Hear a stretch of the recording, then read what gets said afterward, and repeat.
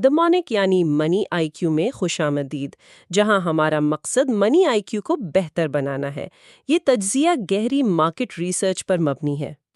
جی بالکل، اور آج کی ڈسکشن بہت ہی خاص ہونے والی ہے۔ صحیح کہا آپ نے۔ آج ہم ایک ایسی کہانی پر بات کرنے والے ہیں جو کسی block buster business case study سے کم نہیں۔ ذرا تصور کریں، ایک کمپنی جس کی پہچان سالوں تک صرف سڑکوں پر دھواں چھوڑتے عام 3 ویلر رکشاز بنانے تک محدود تھی۔ ہاں، اور وہ اچانک پاکستان کی high end luxury S U V market میں آتی ہے۔ بالکل، اور دیکھتے دیکھتے ایک عظیم S U V power house بن جاتی ہے۔ ہم بات کر رہے ہیں سازگار انجینئرنگ کی، جس کا اسٹاک ٹکر PSX پر SAW ہے۔ ان کی مالی سال 2026 کی تیسری ساماہی یعنی Q3 FY26 کی رپورٹ سامنے آئی ہے، اور اس نے مارکیٹ کے بڑے بڑے تجزیہ نگاروں کو ہلا کر رکھ دیا ہے۔ واقعی آٹو انڈسٹری کے اندر یہ ایک بہت بڑی انوکھی تبدیلی ہے۔ عام طور پر جب کوئی چھوٹی گاڑیاں یا رکشہ بنانے والی کمپنی کسی پریمیم سیگمنٹ میں قدم رکھتی ہے تو انہیں سالوں لگ جاتے ہیں اپنا برانڈ امیج بنانے میں۔ ظاہر ہے لوگ اتنی آسانی سے اعتماد نہیں کرتے۔ ایگزیکٹلی، لیکن سازگار نے جو کارکردگی اس کوارٹر یعنی مارچ 2026 میں ختم ہونے والی سہ ماہی میں دکھائی ہے، وہ ان کی تاریخ کی سب سے بہترین پرفارمنس ہے۔ انڈسٹری کی جتنی بھی توقعات تھیں، یہ ان سب سے کہیں آگے نکل چکے ہیں۔ چلیے اس کو تفصیل سے سمجھتے ہیں۔ آخر ان کے نمبرز میں ایسی کیا جادوگری ہے جو اسٹاک مارکیٹ میں ہر طرف انہی کا چرچا ہے؟ میں چاہتی ہوں اس گہرے تجزیے میں ہم اسے صرف اوپر سے نہ دیکھیں بلکہ اس کے میکینکس کو سمجھیں۔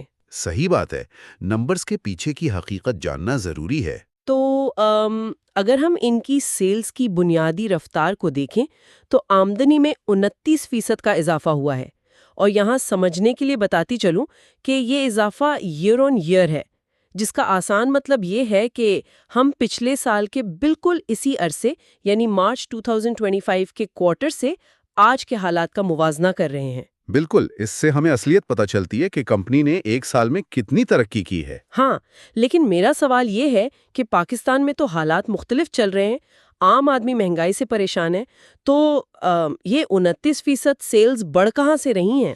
یہ ایک بہت ہی وقت پر پوچھا گیا سوال ہے۔ بظاہر لگتا ہے کہ اکانومی سست روی کا شکار ہے، لیکن ہائی اینڈ کنزیومر سیگمنٹ یعنی جو لوگ مہنگی اور لگژری گاڑیاں خریدتے ہیں، ان پر عام مہنگائی کا اثر تھوڑا مختلف ہوتا ہے۔ اچھا، مطلب وہ سیگمنٹ ابھی بھی اسپینڈ کر رہا ہے؟ جی ہاں، اور سازگار کا یہ جو 29% کا بڑا اضافہ ہے، یہ ان کے روایتی رکشاز کی وجہ سے نہیں آیا۔ اس کے پیچھے جو اصل طاقت ہے وہ ان کی 4 ویلر گاڑیاں، خاص طور پر حوالہ SUVs۔ واقعی؟ ہاں، آپ ذرا ان کے والیوم پر غور کریں۔ حوال کی سیلز میں ایک حیرت انگیز 41% کا اچھال آیا ہے۔ انہوں نے اس کوارٹر میں 5420 یونٹس فروخت کیے ہیں۔ 5420 یونٹس صرف ایک کوارٹر میں؟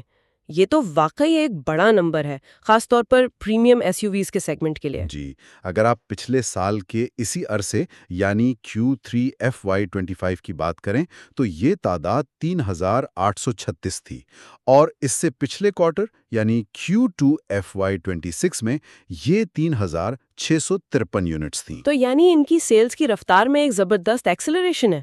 ایگزیکٹلی، یہ سیدھا اوپر کی طرف جا رہے ہیں۔ یہاں سب سے دلچسپ بات یہ ہے کہ حوال کی ڈیمانڈ میں ہمیں ایک سٹیکینس نظر آ رہی ہے۔ سٹیکینس یعنی لوگ بس ایک وقتی ٹرینڈ کے پیچھے نہیں بھاگ رہے ہیں؟ بالکل نہیں، سٹیکینس کا مطلب ہے کہ مارکیٹ میں کسی پروڈکٹ کی ڈیمانڈ مسلسل اور مضبوط قائم رہے۔ جب سازگار نے پہلی بار حوال لانچ کی تھی تو کچھ لوگوں کا خیال تھا کہ شاید یہ ایک وقتی اچھال ہے۔ ہاں، کہ لوگ نئی گاڑی دیکھ کر متاثر ہو گئے ہیں شاید۔ صحیح کہا، یا پھر دوسرے بڑے برانڈز کی گاڑیاں مارکیٹ میں شارٹ ہیں اس لیے یہ بک رہی ہے۔ لیکن اب یہ ایک پکا ٹرینڈ بن چکا ہے۔ لوگ اس گاڑی کی بلڈ کوالٹی، فیچرز اور ڈرائیو کو واقعی پسند کر رہے ہیں۔ یعنی یہ اب کوئی وقتی تکا نہیں رہا؟ جی، یہ مارکیٹ کا ایک نیا اور مستقل حصہ بن چکا ہے۔ ہاں، اگر میں اسے ایک مثال سے سمجھاؤں تو یہ ایسا ہی ہے جیسے کسی میوزک بینڈ کا بیک اپ سنگر جس کو لوگ زیادہ توجہ نہیں دیتے تھے، وہ اچانک سے اسٹیج پر آئے اور شو کا لیڈ راک سٹار بن جائے۔ ہاں بالکل، یہ بیک اپ سنگر والی تشبیہ بالکل فٹ بیٹھتی ہے۔ کیونکہ دیکھیں، ان کے جو رکشاز ہیں یعنی 3 ویلرز، ان کی سیلز بھی بری نہیں ہے۔ ان میں بھی 10% اضافہ ہوا ہے اور وہ 9,024 یونٹس پر پہنچی ہیں۔ لیکن حقیقت یہ ہے کہ اب یہ 3 ویلرز صرف پیچھے کھڑے ہو کر اصل شو سٹاپر یعنی حوال SUVs کو سہارا دے رہے ہیں۔ صحیح بات ہے، اصل لائم لائٹ تو SUVs ہی لے چکی ہیں۔ وہ بیک اپ سنگر اب پورا کانسرٹ خود چلا رہا ہے۔ لیکن یہاں میں ایک چیز پر غور کرنا چاہتی ہوں، سیلز کا والیوم آسمان چھو لینا سب کچھ نہیں ہوتا۔ اکثر کمپنیز اپنی پروڈکٹ سستی بیچ کر یا بہت زیادہ مارکیٹنگ پر پیسہ بہا کر سیلز بڑھا دیتی ہیں۔ ہاں، مگر آخر میں ان کے پاس بچتا کچھ نہیں ہے۔ ایگزیکٹلی۔ تو یہاں سے میرا رخ سازگار کے مارجنز کی طرف ہوتا ہے۔ پہلے ہم یہ آسان الفاظ میں بتا دیں کہ گراس مارجنز کیا ہوتے ہیں۔ بنیادی طور پر گاڑی بنانے میں جو مٹیریل، فیکٹری کی بجلی اور ڈائریکٹ لیبر کا خرچہ آتا ہے، اس کو نکالنے کے بعد جو منافع بچتا ہے وہ گراس مارجن کہلاتا ہے۔ صحیح ڈیفائن کیا آپ نے۔ ابھی اس میں سے آفس کے خرچے اور ٹیکس نہیں نکالے گئے ہوتے۔ جی، یہ مارجن ہمیں بتاتا ہے کہ پروڈکشن کتنی منافع بخش ہے۔ تو یہاں آ کر بات واقعی دلچسپ ہو جاتی ہے۔ وہ کیسے؟ میں جب ان کی فائنینشل رپورٹ دیکھی تو پتہ چلا کہ سازگار کے گراس مارجنز پچھلے سال کے اسی کوارٹر میں 33% کی بلندی پر تھے، لیکن اس سال وہ گر کر 27% پر آ گئے ہیں۔ اچھا۔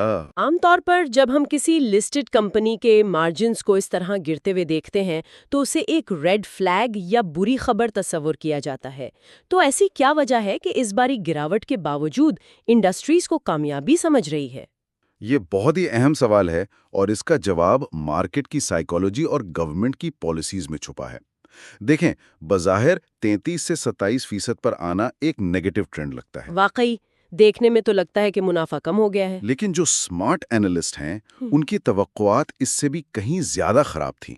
سازگار نے اپنی امیدوں سے بہتر مارجن بچا لیا ہے اور اس گراوٹ کی 2 بڑی اور بالکل واضح وجوہات تھی جو پہلے سے مارکیٹ کو معلوم تھی۔ ہاں، تو وہ وجوہات کیا تھیں؟ پہلی وجہ یہ ہے کہ جب سازگار نے 4 ویلرز کی فیکٹری لگائی تو حکومت کی طرف سے انہیں گرین فیلڈ سٹیٹس یا نئے انٹرنس کی پالیسی کے تحت کنسیشنری ڈیوٹیز ملی ہوئی تھی۔ یعنی انہیں گاڑیوں کے پارٹس امپورٹ کرنے پر ٹیکس اور ڈیوٹی میں بڑی رعایتیں حاصل تھیں۔ بالکل، ظاہر ہے جب ٹیکس کم ہوگا تو گاڑی بنانے کی لاگت کم ہوگی اور مارجن بڑا ہوگا۔ اب وہ کنسیشنری پیریڈ اپنے اختتام کی طرف بڑھ رہا ہے، تو جب ٹیکس بڑھے گا مارجن نے تو گرنا ہی تھا، یہ متوقع تھا۔ ٹھیک ہے، ٹیکس کی رعایت ختم ہوئی تو لاگت بڑھ گئی، یہ سمجھ آتا ہے۔ اور دوسری وجہ کیا ہے؟ دوسری وجہ ان کی گاڑیوں کے ویریئنٹس میں تبدیلی ہے۔ عوام کا رخ اب ہائر پیٹرول ویریئنٹس کی طرف زیادہ ہو گیا ہے۔ اچھا، تو ان میں لاگت زیادہ آتی ہے؟ جی، ان پریمیم اور ہائر انجن کیپیسٹی والے ویریئنٹس پر ٹیکس کا ڈھانچہ اور بنیادی لاگت تھوڑی مختلف ہوتی ہے، جس کی وجہ سے پروفٹ پرسنٹیج تھوڑا سکویز ہوتا ہے۔ لیکن ان دونوں بڑے جھٹکوں کے باوجود 27% گروس مارجن مینٹین کرنا ایک بہت بڑی کامیابی ہے۔ تو آپ کا مطلب ہے کہ انڈسٹری نارمز کے مطابق یہ 27% ابھی بھی مارکیٹ کی توقعات سے بہتر ہے؟ بالکل۔ اگر آپ پاکستان کی دوسری آٹو اسمبلر کمپنیز کے گراس مارجنز دیکھیں تو وہ عام طور پر اس سے کہیں نیچے آپریٹ کر رہے ہوتے ہیں۔ سازگار کا یہ مارجن اس بات کا ثبوت ہے کہ ان کا پرائسنگ پاور ابھی بھی مضبوط ہے۔ یعنی انہیں پتا ہے کہ ان کا کسٹمر گاڑی کی کوالٹی اور برانڈ کے لیے پیسے دینے کو تیار ہے۔ ایگزیکٹلی۔ یہ پوائنٹ واقعی سمجھ میں آنے والا ہے۔ اگر آپ اپنے ٹیکسز کا بوجھ خود اٹھانے کے قابل ہو گئے ہیں اور پھر بھی اچھا بچا رہے ہیں تو یہ ایک مضبوط بزنس ماڈل کی علامت ہے۔ جو مجھے اس انالیسس کے سب سے دلچسپ حصے کی طرف لے کر جاتا ہے۔ آپ کاسٹ ڈسپلن کی بات کر رہی ہیں؟ جی ہاں، میرا خیال ہے یہی سازگار کا اصل خفیہ ہتھیار ہے، یعنی ان کا اخراجات پر کنٹرول۔ یہاں میں تھوڑی سی وضاحت کر دوں، ابھی ہم نے گراس مارجن کی بات کی، لیکن کاروبار چلانے کے لیے دوسرے خرچے بھی ہوتے ہیں جنہیں ہم اوور ہیڈز اور ایڈمنسٹریٹو ایکسپنسز کہتے ہیں۔ صحیح بات ہے، جیسے دفتری اور انتظامی اخراجات جو کاروبار چلانے کے لیے ضروری ہوتے ہیں۔ بالکل، اس میں ہیڈ آفس کا کرایہ، ٹاپ مینجمنٹ کی تنخواہیں اور مارکیٹنگ شامل ہوتے ہیں۔ عام طور پر جب کوئی کمپنی تیزی سے پھیلتی ہے، لگژری مارکیٹ میں آتی ہے، تو اس کے یہ دفتری اخراجات آسمان سے باتیں کرنے لگتے ہیں۔ لیکن سازگار کے نمبرز دیکھ کر تو مجھے حیرت ہوئی۔ میں سمجھ سکتا ہوں آپ کس فگر کی طرف اشارہ کر رہی ہیں۔ انہوں نے اپنے اوور ہیڈز کو اپنی کل آمدنی کے محض 4% پر محدود رکھا ہوا ہے۔ میں اسے چیلنج کرتی ہوں، آخر یہ کیسے ممکن ہے؟ سننے میں واقعی ناقابل یقین لگتا ہے۔ آپ حوال جیسی پریمیم ایس یو وی بیچ رہے ہیں، آپ کو وی آئی پی شو رومز بنانے ہوں گے، ہائی اینڈ مارکیٹنگ کرنی ہوگی، یہ لوگ 4% میں گزارا کیسے کر رہے ہیں؟ یہ تو ایسا ہے کہ آپ ایک 5 اسٹار ریسٹورنٹ چلا رہے ہوں لیکن آپ کا خرچہ ایک چھوٹے سے فوڈ کارٹ جتنا ہو۔ یہ واقعی کسی معجزے سے کم نہیں لگتا، لیکن اس کے پیچھے ایک بہت ہی ایفیشنٹ مینجمنٹ کا کمال ہے۔ اگر ہم اسے بڑے تناظر میں دیکھیں، جب سے انہوں نے 4 ویلر مارکیٹ میں قدم رکھا ہے، یہ کاسٹ ڈسپلن ہی ان کے بزنس ماڈل کی سب سے بڑی پہچان ہے۔ اچھا، تو انہوں نے شروع سے ہی اپنا ہاتھ روک کر رکھا ہے؟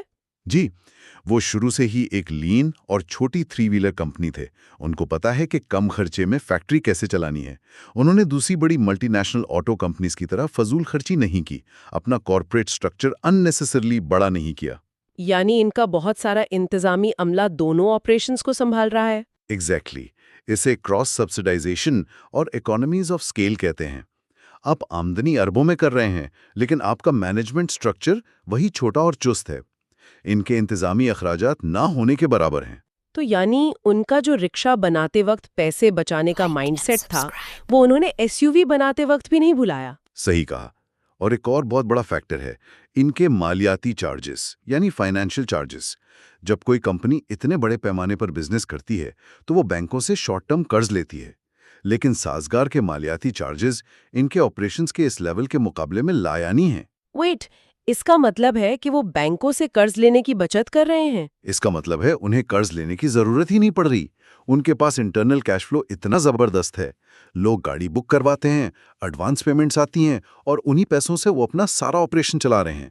کیا بات ہے! جب انٹرسٹ نہیں دے رہے اور اوور ہیڈز بھی صرف 4% ہیں تو منافع تو ریکارڈ ہی آئے گا نا؟ بالکل، منافع سیدھا آخری لائن یعنی باٹم لائن میں چلا جاتا ہے۔ تو اس سب کا اصل مطلب کیا ہے؟ جب آمدنی بڑھ رہی ہو اور اخراجات کم ہو تو اس کا نتیجہ صرف ایک ہی نکلتا ہے: ریکارڈ منافع۔ اور یہاں میں بتا دوں کہ ای پی ایس یعنی ارننگز پر شیئر، جس کا مطلب ہے فی شیئر آمدنی۔ یہ کسی بھی انویسٹر کے لیے سب سے اہم انڈیکیٹر ہوتا ہے۔ جی، اور سازگار کی ای پی ایس 106.51 پر پہنچ چکی ہے۔ یہ پچھلے سال کے مقابلے میں ایک نیا کوارٹرلی ریکارڈ ہے، لیکن اس میں ایک اور چیز نے میرا دھیان کھینچا۔ وہ کیا؟ ان کی ادر انکم یعنی مخصوص کام کے علاوہ جو آمدنی ہوتی ہے، اس میں سال بسال 2.6 گنا کا اضافہ ہوا ہے۔ یہ اضافہ کہاں سے آ گیا اچانک؟ ہاں، یہ دراصل انہی ایڈوانس پیمنٹس کا کمال ہے جس کی ہم نے ابھی بات کی۔ کمپنی کا کیش بیلنس بڑھنے کی وجہ سے ان کی ٹریجری انکم بڑھی ہے۔ اچھا، یعنی جو پیسہ بینک میں پڑا ہے اس پر پروفٹ مل رہا ہے؟ ایگزیکٹلی۔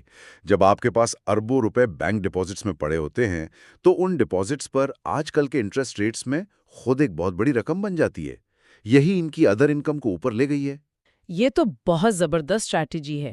اور اس خوشی میں کمپنی نے 20 روپے فی شیئر کا انٹرم کیش ڈیویڈنڈ دیا ہے، جسے ہم 19% پے آؤٹ ریشو کہتے ہیں۔ پے آؤٹ ریشو کا مطلب ہے منافع کا وہ حصہ جو کیش کی صورت میں تقسیم ہو۔ صحیح کہا۔ اور اگر پچھلے 9 مہینے کا ٹوٹل حساب لگائیں تو یہ ڈیویڈنڈ 50 روپے فی شیئر بن چکا ہے۔ تو میرا یہاں ایک سوال ہے، اگر کمپنی اتنا اچھا پیسہ کما رہی ہے تو وہ یہ پیسہ نئی فیکٹریز بنانے کے بجائے بانٹ کیوں رہی ہے؟ یہ واقعی ایک بہت ٹیکنیکل سوال ہے۔ یہ اس بات کا اشارہ ہے کہ کمپنی کے پاس ضرورت سے زیادہ کیش آ رہا ہے جو فوری طور پر ری انویسٹ کرنے کے لیے درکار نہیں۔ یعنی انہیں فوراً نئی فیکٹری کی ضرورت نہیں ہے۔ صحیح کہا۔ اگر وہ بلا وجہ پیسہ جھونک دیں گے جہاں ضرورت نہیں تو ان کا ریٹرن آن ایکوٹی گر جائے گا، اس لیے وہ دیانتداری سے پیسہ بانٹ رہے ہیں۔ سازگر کی کارکردگی کا اندازہ اس بات سے لگایا جا سکتا ہے کہ پچھلے 8 کوارٹرز میں انہوں نے کوئی ایک بھی کمزور رزلٹ نہیں دیا۔ واقعی ان کی ہر گاڑی پر منافع دوسری تمام لسٹڈ اسمبلرز میں سب سے بہتر ہے۔ بالکل، لیکن ایز اینالسٹ ہمیں دوسری طرف بھی دیکھنا ہوتا ہے۔ ہر کامیاب سفر میں کچھ نہ کچھ رکاوٹیں ضرور آتی ہیں۔ اس سنہری تصویر کے پیچھے آنے والے وقت کے کیا چیلنجز ہیں؟ چیلنجز ضرور ہیں۔ سب سے پہلا چیلنج ان کے سیلنگ ایکسپنسز یعنی فروخت کے اخراجات ہیں۔ ہم نے نوٹ کیا ہے کہ ان کے سیلنگ ایکسپنسز آمدنی کی نسبت زیادہ تیزی سے بڑھ رہے ہیں۔ اچھا، ایسا کیوں ہو رہا ہے؟ کیونکہ اب پروڈکشن کیپیسٹی بڑھ گئی ہے، گاڑیوں کی شارٹیج ختم ہو رہی ہے، تو انہیں ڈیلرشپس کو زیادہ کمیشن دینا پڑتا ہے، مارکیٹنگ پر مزید خرچہ کرنا پڑتا ہے۔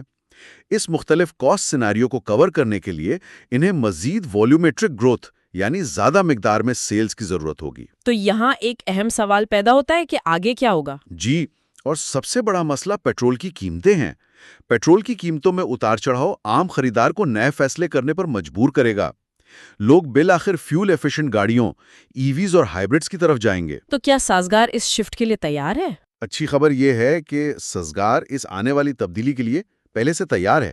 ان کے حوالوں کے ہائبرڈ ویریئنٹس مارکیٹ میں پہلے ہی لانچ ہو چکے ہیں اور بہترین چل رہے ہیں۔ یہی وہ دور اندیشی ہے جو ایک اچھی کمپنی کو عظیم بناتی ہے، اور اسی تیاری کی وجہ سے مارکیٹ ان پر بھروسہ کرتی ہے۔ بالکل، وہ فیوچر کے لیے پوری طرح اڈیپٹیبل ہیں۔ تو اس ساری گفتگو کے بعد ہم سننے والوں کے لیے ایک نیا سوچنے کا زاویہ چھوڑتے ہیں۔ اگر ایک عام رکشہ بنانے والی کمپنی محض اپنے اخراجات کو قابو میں رکھ کر اور آنے والے وقت کی تیاری کر کے ایس یو ویز اور ای ویز کی مارکیٹ پر اس طرح حاوی ہو سکتی ہے، تو پھر سوچئے اور کیا کچھ ممکن ہے؟ واقعی تو مارکیٹ میں موجود اور کون سی روایتی انڈسٹریز ایسی ہیں جو خود کو اس طرح بدلنے کی صلاحیت رکھتی ہیں اور جس پر کسی کی نظر نہیں؟ یہ ایک ایسا سوال ہے جو ہم سب کو سوچنا چاہیے۔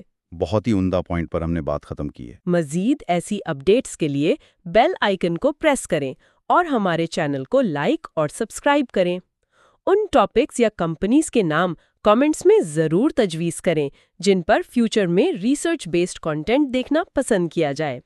اپنا خیال رکھیے گا۔ Like and subscribe.